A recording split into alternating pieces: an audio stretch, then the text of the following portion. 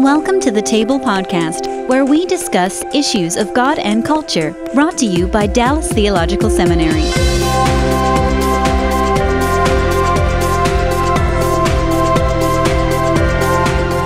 Welcome to the Table, where we discuss issues of God and culture, and our topic today is technology and how we use it, in some cases how we abuse it, particularly in talking about fellow Christians. We want to talk a little bit about social media and etiquette and the way in which we interact with each other and what that says to people who interact over media and look at how Christians interact with one another. And my guest today is Gary Breshears, who is Professor of Theology. That's theology of all kinds, systematic, biblical, and any other category you can throw into theology at Western Seminary in Portland, Oregon. So he's with us by Skype with all the technological disadvantages that come with that. So that's, I guess, where we start. Sometimes technology is great, but sometimes it can kill us. So let me start off this way, and I'm going to have a little bit of fun just to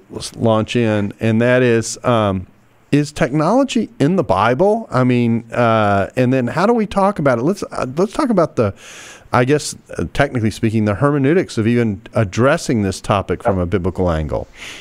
Actually, technology is in the Bible. In Genesis chapter 11, we see that the people at Babel have gotten some new technology. They've got the brick and they've got a mortar of a different kind, and they're able to put together the Tower of Babel, and that's new technology. To update the story, all I have to do is put in an iPhone 6 or iPhone 7, and we've got it. Okay, well, that was an answer I wasn't anticipating, so that's good. That means you're going to be a great conversation. I read the Bible, Daryl. I read the Bible. It's true. Technology is about the way in which we put things together and the various ways we go about achieving that. And, of course, part of the creation mandate is the idea that we are supposed to manage the creation that God has given us and to be creative about the means by which that comes about. So I'll accept your biblical rootage there, and hopefully what we have to say turns out better than just the Tower of Babel, but you never know. Of course, technology has really revolutionized the way in which people live. I can think about, and I suspect you have similar feelings, when I started teaching, and I'm in my 33rd year at Dallas. I don't know how long you've been at Western, but probably about as long or longer. 35. Yeah.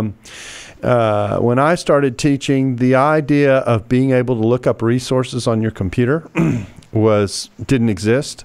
Nope. We used telephones, which with cords. That's with cords. That's right. Everything was wired in, and cordless telephones were still 15 years away. I mean, it's amazing to think about the differences that have been introduced, really, even in just the last 10 years. I like to tell this story about the way technology works. When I did my first trip overseas to do doctoral studies, so we're talking early 80s, the way I kept up with American sports was by listening to Armed Forces radio on a shortwave.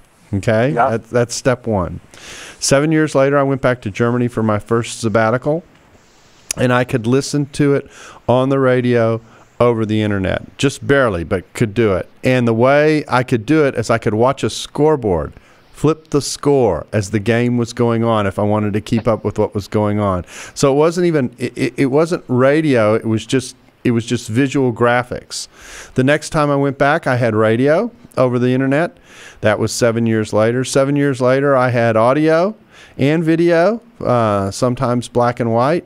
And the last time I went, of course, I had full color, in fact, even HD. I mean, I could have been in my living room as far. Yeah. So that is kind of the story of the progression of what we're dealing with. I suspect you have similar experience in your own working with all this.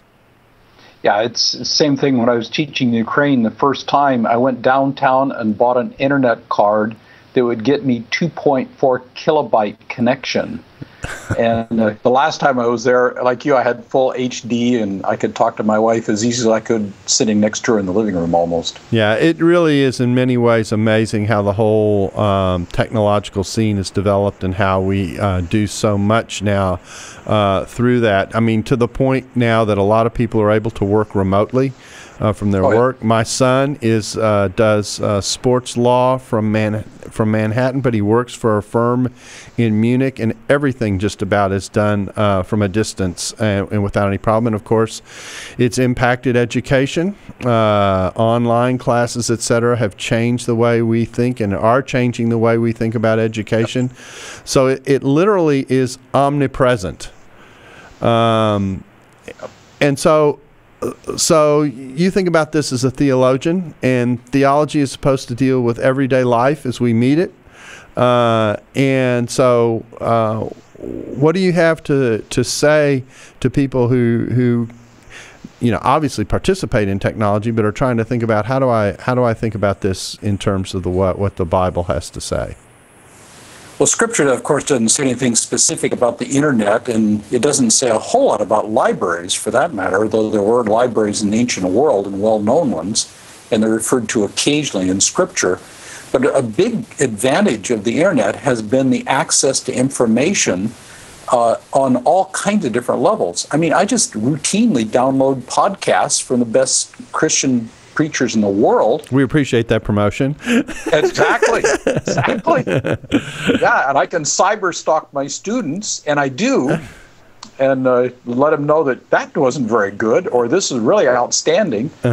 So we have, through libraries, now we have full text access to much of the information in the world, and I don't have to walk across campus to the library. Yeah, I literally had this conversation last week in our department because we were informed that the Loeb Classical Library, which of course is the great collection of Greco-Roman works and Latin works from the classics, is now available online to us. And so, I've got like 150 volumes in my library at home in my study, and I just recently have gone about gradually building it up to the point, and I said to my wife, I'm done buying those because I can look it up. I can write and travel, and if I have to look something up, most anything that I need I can now get access to without having to go to a library. It really has changed the way academics work. The other thing that has not changed, however, is the ability to people to process information accurately, and that's been a downside. People cite as if they know what they're doing when they don't. Yeah, that's true, and the capability of misinformation to circulate through the internet is really a problem, and it's even more a problem when people just post what they have heard or said, and there's no attribution or anything put with it, so you don't know where it's coming from, what the sourcing is, whether it's accurate, all kinds of things. I mean, some people think if it's on the net it must be true, but that's not true at all. Yeah. One of the things that's been really interesting for me to watch is how now in the day of internet access and archiving of everything, it's virtually impossible to be forgiven or to change what you're doing. You've always been, memory has always been there, but in the internet age, once you're identified with a certain kind of personality, you can never change that, it seems like, because somebody always goes back and looks at the old stuff and cites it as if it was done last year. Yeah, it is a different way of existing, and it also means that most conversations, that many of which used to be private, are no longer private. Right. Yeah. And so you always have someone looking over your shoulder about what it is you're saying and how you say it and what it means. And so I tell people when there's this message that I do, it's the contrast between Romans 1 and Acts 17 and how Paul functions in a pluralistic world. And I make the point when he's writing in Romans 1, it's kind of insider talk. He's talking to the church from the inside, and he's telling you exactly what he thinks about the culture, because this letter is going to the church. And granted, it ended up in the Bible, which means it did have a very public set of eyes looking at it. But basically, in terms of Paul's intention, he was trying to talk to the church about the way the culture was around them. Whereas when we come to Acts 17, he's speaking publicly. He knows he's speaking publicly. The audience is a part of the culture that he's talking about. And so his entire approach is different. Not that his theology is different. He still challenges them with what he believes, but the way he goes about it is very different.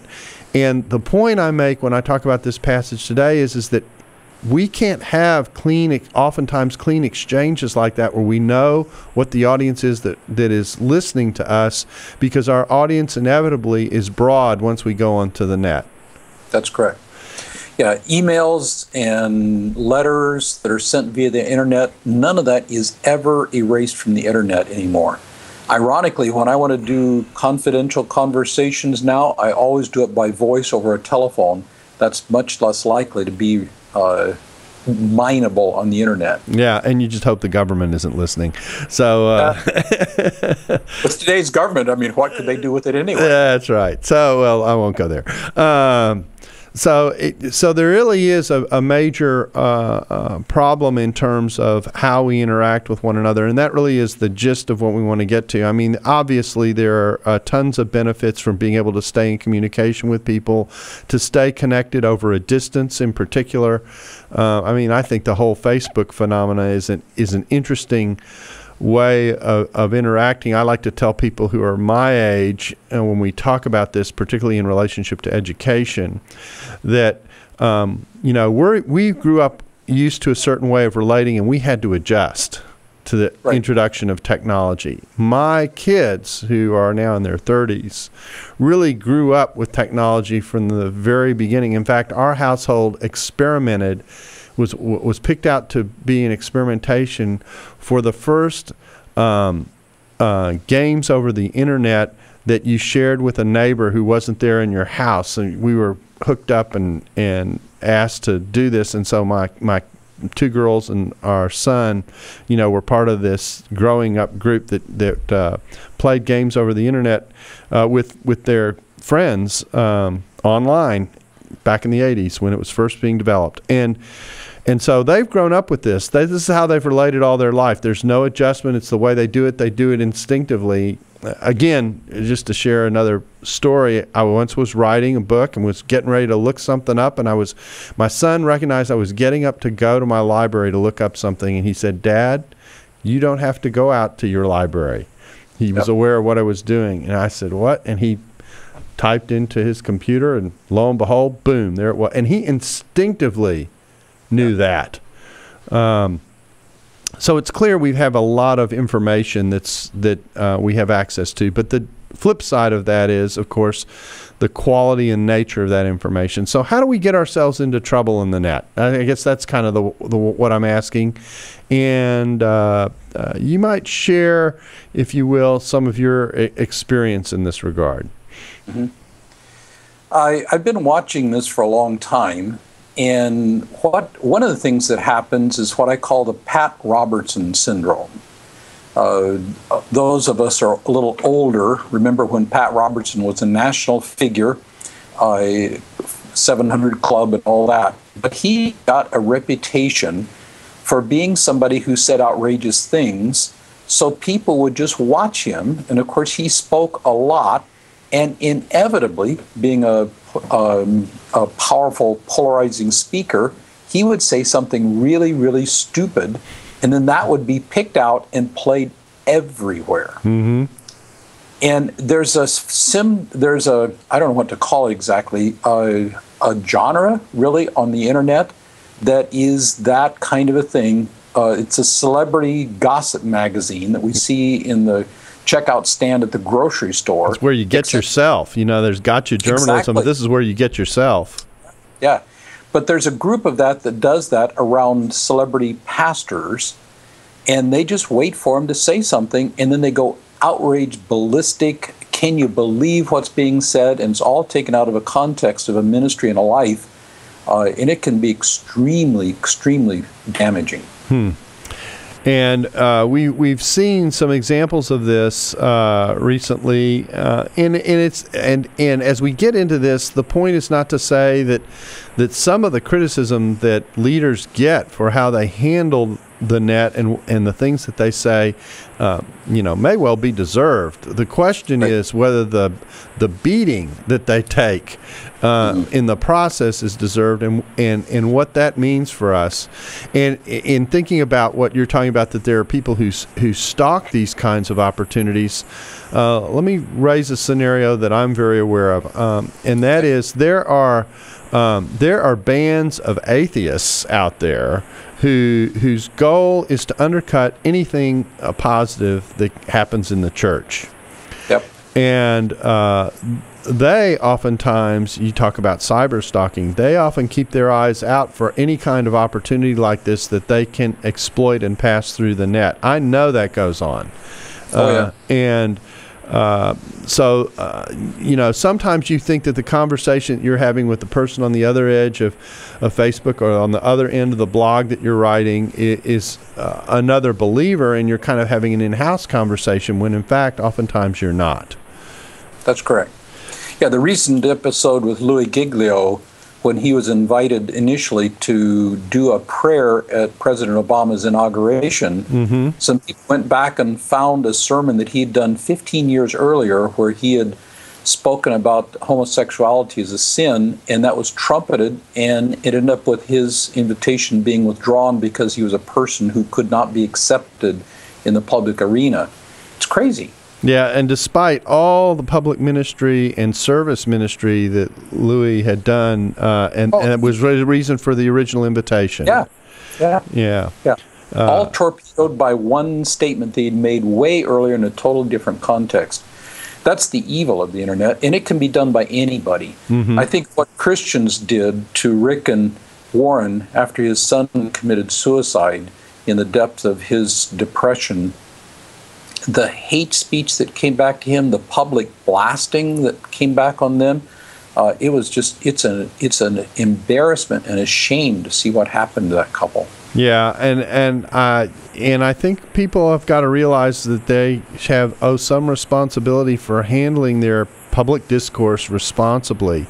Yes. When these kinds of situations come up. The reason I wanted to discuss this topic is because I actually find it very, very disturbing in terms of where the church is. Another incident, since we're trotting out incidents right now, is my recollection of the way World Vision was handled when they went through their decision-making process, first initially to allow gay people to be hired, and then when they changed their decision, and just the reaction that people had about that entire sequence of events, as if, as you said earlier, it's almost as if, I'll say it this way vividly, it's almost as if repentance doesn't count.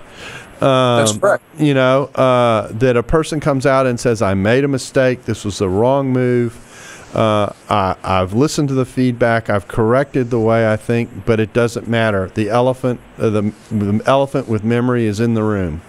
Yep.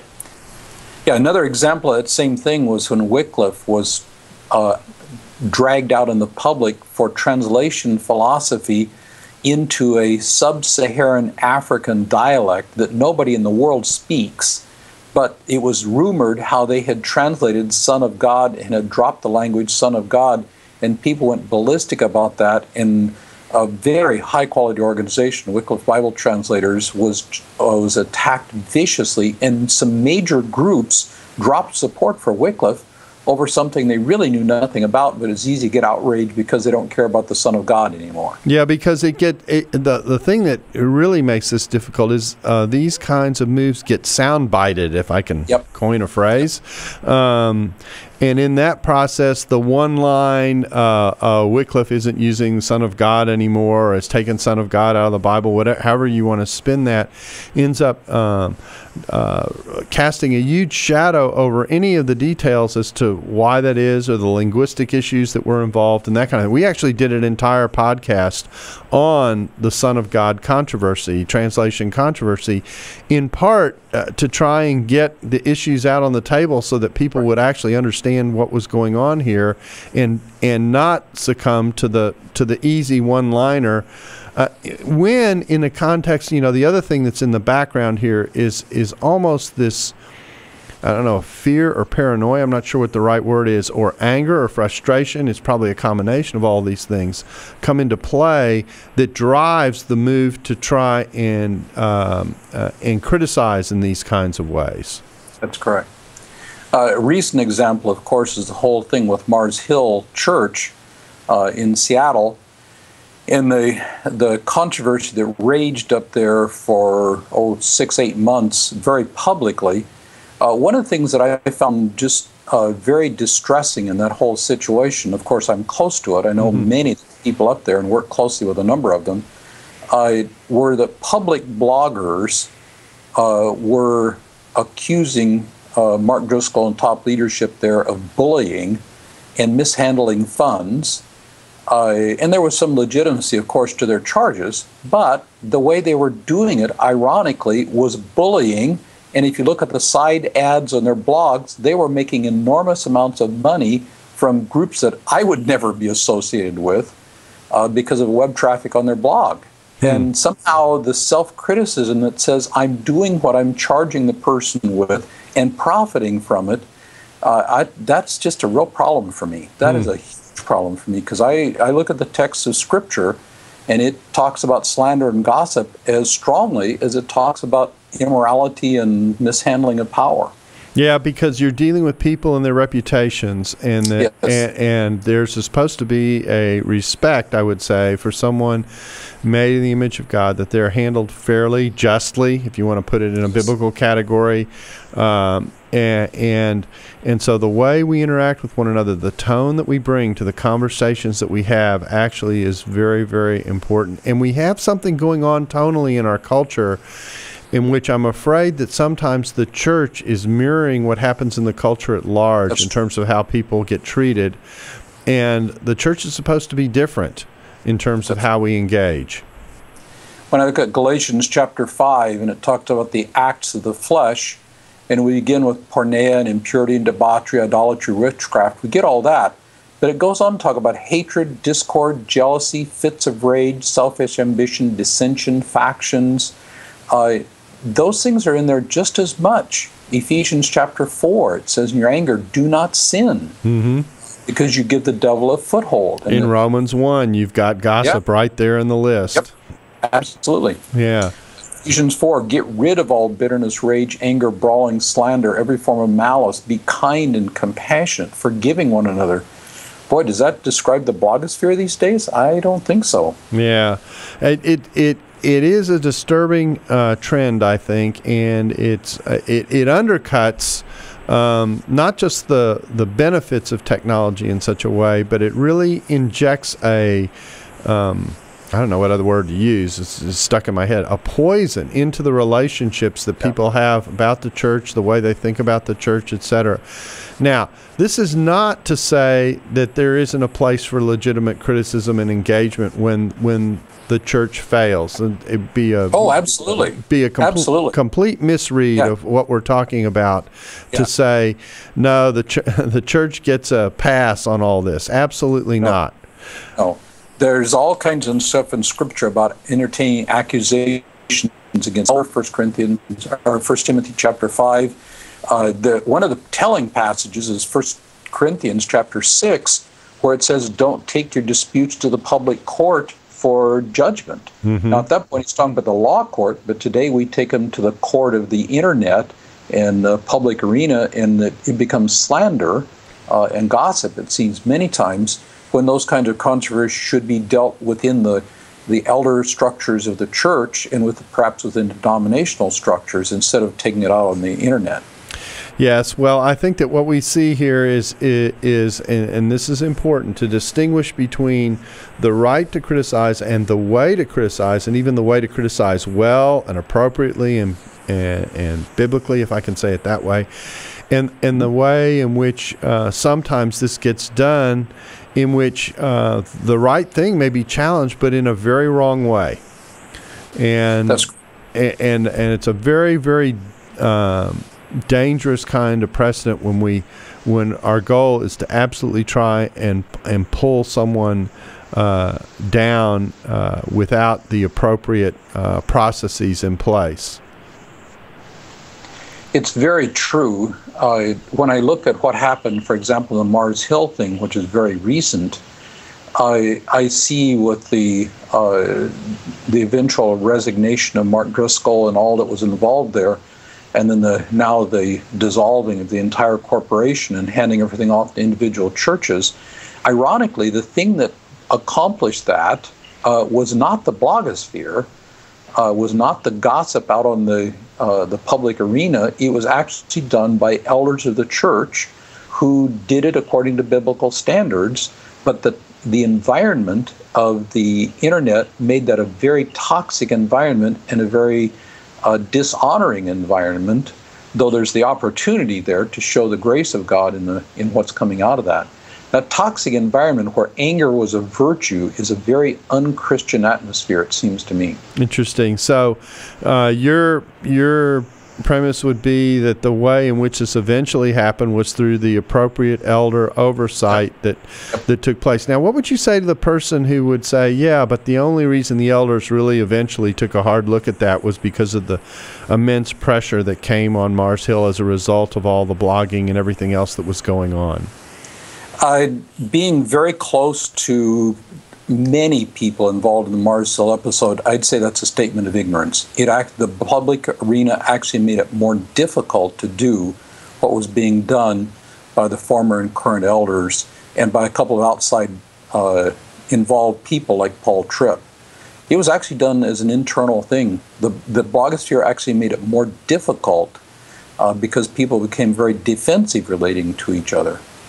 Okay, so in other words, it so damaged the atmosphere that getting at actually what was going on became more difficult. That's correct. And reconciliation was much more difficult because every statement was exported.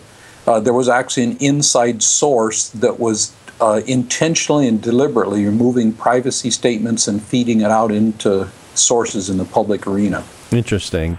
And this raises a whole other issue, and that is the way in which the internet can become a megaphone, if you will, for what's going on internally and where things are being sorted out sensitively, et cetera. It's not that different. If I can make an analogy, it's not that different than the way governments try and work sometimes in particularly sensitive areas where they use what's sometimes called back channels to try and get communication back and forth so that they don't have to deal with all the static that comes from being in a much more public setting and environment.